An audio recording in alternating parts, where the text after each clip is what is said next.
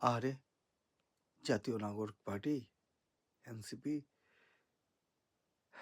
কষ্টই হয়, কারণ দলটি নতুন, কিন্তু এখন শেষ পর্যন্ত শেষ রক্ষা হয় কিনা, দলটাই শেষ পর্যন্ত টিকে থাকে থাকে কিনা, এই বিষয়টাও এখন সন্দেহ। আসলে বিষয়টা এমন একটা পর্যায়ে এসে দাঁড়িয়েছে। বিসমিল্লাহির রহমানির রহিম। 5 আগস্ট শেখ হাসিনার সরকার পতনের পর আসলে 2025-এর ফেব্রুয়ারির 28 তারিখ জাতীয় নাগরিক পার্টির এনসিপির জন্ম হয় আর কি। নতুন প্রজন্মের একটি দল আত্মপ্রকাশ করার পর বাংলাদেশের মানুষ, বিশেষ করে নতুন প্রজন্মে যারা, তারা একটি এই দলটিকে নিয়ে একটি আশা বা একটি স্বপ্ন বুনেছিল মনের মাঝে। কিন্তু 17 মাসের মধ্যেই এনসিপি থেকে পদত্যাগ করেছেন দলটির জ্যেষ্ঠ যুগ্ম সদস্য সচিব তাজনিম জারা সহ আরও অনেকেই। এনসিপি থেকে পদত্যাগের ঘোষণা, তাজনিম জারার নির্বাচনে লড়বেন স্বতন্ত্র হিসেবে। আর জাতীয় নাগরিক পার্টি এনসিপি থেকে পদত্যাগের ঘোষণা দিয়েছেন দলটির সিনিয়র যুগ্ম সদস্য সচিব তাজনিম জারা। ইনি পদত্যাগ করলেন এবং উনি ঘোষণা দিলেন যে উনি স্বতন্ত্র থেকে নির্বাচন করবেন। ওনার বোধহয় আসন ঢাকা 9, স্বতন্ত্র থেকে উনি নির্বাচন করবেন। আর নিশ্চয়ই কোনো একটা আক্ষেপ থেকে, কোনো একটা কষ্ট থেকে, কোনো একটা চাপা বেদনা নিয়েই উনি পদত্যাগ করেছেন।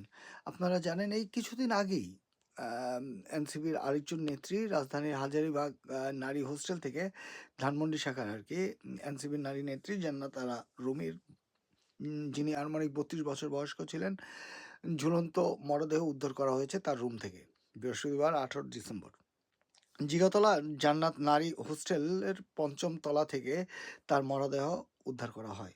লাশটি উদ্ধার করা হয়, ঝুলন্ত অবস্থায় ছিল দেহটি, সেটি উদ্ধার করে পুলিশ। এখন দেখেন এনসিপির এই কয়েকদিনের মধ্যে কতগুলি ঘটনা ঘটে যাচ্ছে। এনসিপি থেকে শুধু যারা নয়, আরও বেশ কয়েকজনই তাদের দল থেকে পদত্যাগ করেছেন এনসিপি থেকে। সে কথা পরে আসছি। এদিকে পদত্যাগ করার আগে একটি লিখা বা পত্রের মতো উনি এনসিপি দলীয় গ্রুপে লিখেছিলেন সদস্যদের উদ্দেশ্য করে। প্রিয় সহযোদ্ধাগণ, আমি দল থেকে পদত্যাগ করেছি। গত 1.5 বছরে আপনাদের থেকে অনেক কিছু শিখেছি, সেজন্য আন্তরিক কৃতজ্ঞতাও জানাচ্ছি। আপনাদের জন্য শুভকামনা রইল। যারার এই সিদ্ধান্তের বিষয়ে আসলে এনসিপির সিনিয়র যুগ্ম আহ্বায়ক আরিফুল ইসলাম আদিব, তিনি বিবিসিকে জানিয়েছেন যে তাদের দলের একটি হোয়াটসঅ্যাপ গ্রুপে তাজনিম জারা পদত্যাগ পদ্ধতি পাঠানোর পরপরই ফেসবুকে পোস্ট দেন। তিনি দলের সিদ্ধান্তের জন্য অপেক্ষা করেননি। এদিকে ঢাকা 9 আসন থেকে স্বতন্ত্র প্রার্থী হিসেবে তাজনিম জারা নির্বাচন করবেন, এটি তিনি জানিয়েছেন। আর সন্ধ্যা 7টার দিকে একটি পোস্টে তিনি এটি জানান আর কি। তো উনি বলেন, আমার স্বপ্ন ছিল একটি রাজনৈতিক দলের প্ল্যাটফর্ম থেকে সংসদে গিয়ে আমার এলাকার মানুষ ও দেশের সেবা করা। তার তার দৃঢ় এই প্রত্যয়টাই ছিল যে তিনি যদি কোনো সময় সাংসদ হতে পারেন, তাহলে দেশ ও মানুষের জন্য সেবা করে যাবেন। নিজ এলাকা থেকে শুরু করে দরিদ্র অসহায় মানুষ বলুন আর যে এলাকার উন্নয়নে কাজ করে যাবেন নিঃস্বার্থভাবে। তবে বাস্তবিক প্রেক্ষাপটের কারণে আমি কোনো নির্দিষ্ট দল বা জোটের প্রার্থী হিসেবে নির্বাচনে অংশগ্রহণ না করার সিদ্ধান্ত নিয়েছি। তার মানে কি, আপনি এখানে একটা কিন্তু কথা প্রতীয়মান, কোনো জোটের প্রার্থী হয়ে সে নির্বাচন করবে না।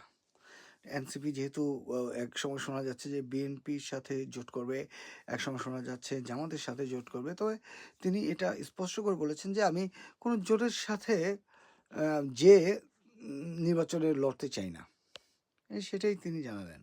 তবে বাস্তবিক প্রেক্ষাপটের কারণে আমি কোনো নির্দিষ্ট দল বা জোটের প্রার্থী হিসেবে নির্বাচনে অংশগ্রহণ না করার সিদ্ধান্ত নিয়েছি, জোটের প্রার্থী হিসেবে আর কি। দেশের মানুষের ওয়াদা করেছিলাম যে আপনাদের জন্য নতুন রাজনৈতিক সংস্কৃতি গড়ার জন্য আমি লড়ব।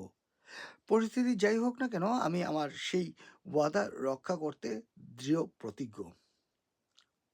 হুম, মানে সে যেটা মনে বাসনা করেছিলেন সেটাই আম প্রতিজ্ঞাবদ্ধ আরকি। সেই বাসনা পূরণের জন্য উনি হয়তো স্বতন্ত্র থেকে লড়বেন। তাই নির্বাচনে স্বতন্ত্র প্রার্থী হিসেবে এই যে ঢাকা ৯ থেকে অংশগ্রহণ করব। উল্লেখ্য, সম্প্রতি আরও কয়েকজন, আপনার একটু আগে যেটা বললাম যে নেতা, এনসিপির নেতা, তারা এনসিপি থেকে পদত্যাগ করেছেন। আম এর মধ্যে উল্লেখযোগ্য হলেন এনসিপির যুগ্ম সদস্য সচিব মীর আশরাফুল হক, ৩ কেন্দ্রীয় নেতা অনিক রায়, তুহিন খান এবং অলিক। তাহলে কি বোঝা যাচ্ছে যে এনসিপি দলটি কি টিকে থাকে কিনা এই বিষয়টি এখন বিবেচ্য বিষয়। এদিকে আপনারা জানেন বিএনপির ভারপ্রাপ্ত চেয়ারম্যান তারেক রহমান স্বদেশ প্রত্যাবর্তনের পর রাজনৈতিক সমীকরণ বদলাতে শুরু করেছে। এখন রাজনৈতিক প্রেক্ষাপট যেটাই হোক না কেন, আগামী 12ই ফেব্রুয়ারি 2026 ত্রয়োদশ জাতীয় সংসদ নির্বাচন অনুষ্ঠিত হতে যাচ্ছে এবং এই নির্বাচনটি আপনারা জানেন দীর্ঘ 16টি বছর বাংলাদেশের মানুষ তাদের ভোট, নিজস্ব ভোট দেওয়া হতে বঞ্চিত ছিলেন। আমরা সারা জীবনই যেটা শুনে এসেছিলাম যে আমাদের ছোটকাল থেকে যেটা আমরা শুনেছি যে আমার ভোট আমি দেবো, যাকে খুশি তাকে দেবো, কিন্তু আমার ভোটের দেওয়ার রাইটটা তো থাকতে হবে। তো বিগত সরকারের আমলে বাংলাদেশের জনগণ তাদের ভোটের অধিকার থেকে বঞ্চিত ছিল। তবে এবার যেহেতু একটি সুযোগ এসেছে, আমার মনে হয় এই সুযোগটি বাংলাদেশের মানুষ ভোট দেওয়ার তারা এই সুযোগটি গ্রহণ করবে এবং এই নির্বাচনটি হবে সুষ্ঠু এবং নিরপেক্ষ। কারণ একটি দলীয় সরকার না আসলে দেশ কখনো এগোতে পারে না। দলীয় সরকার গঠন না হলে সেই দেশে বিনিয়োগও হয় না। অন্তর্বর্তী বলেন, তত্ত্বাবধায়ক বলেন, যে সরকারই আসুক না কেন তারা বিনিয়োগের ক্ষেত্রে মার খেয়ে যায়। কারণ স্বল্প মেয়াদে তারা আসে, স্বল্প মেয়াদে সরকার গঠন করলে যে সরকার থাকে স্বল্প মেয়াদে, সে সরকারের সাথে কোনো বৈদেশিক লেনদেন হয় না বা কোনো বৈদেশিক চুক্তিও হয় না। ব্যবসায়িক ক্ষেত্রে বলুন, যে কোনো ক্ষেত্রেই বলুন। হ্যাঁ? তো একটি দলীয় সরকার অত্যাবশ্যক। এই নির্বাচনটা অবশ্যই হওয়া উচিত এবং এতে বাধা যেন কেউ না দেয়। নির্বাচনটা সুষ্ঠু নিরপেক্ষ যেন হয়। এটাই আসলে সকলের প্রত্যাশা। মোহাম্মদ মাসুদ জামান, এইচবি অনলাইন, লন্ডন।